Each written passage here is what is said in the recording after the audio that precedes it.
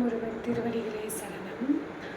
சண்முக கவசத்தில் இப்போ நம்ம ஆறாவது பாட்டு பார்க்க போகிறோம்.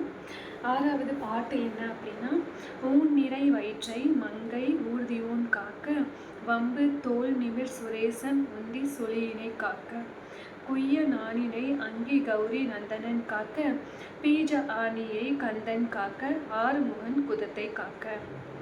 இதில் என்ன சொல்கிறாங்க அப்படின்னா, சாப்பாடு போட்டு நிரப்புற அந்த வயிற்றை மயிலை ஊர்தியாக கொண்ட முருகன் காக்க வேண்டும். நிமிர்ந்த தோள்களை உடைய முருகப்பெருமான் தொப்புளை காக்க வேண்டும். அடுத்து கௌரியின் மகனாக விளங்கும் முருகப்பெருமான் எனது இனப்பெருக்க மண்டலத்தை காக்க வேண்டும். கந்தன் எனது இனப்பெருக்க மண்டலத்தை காக்க வேண்டும்.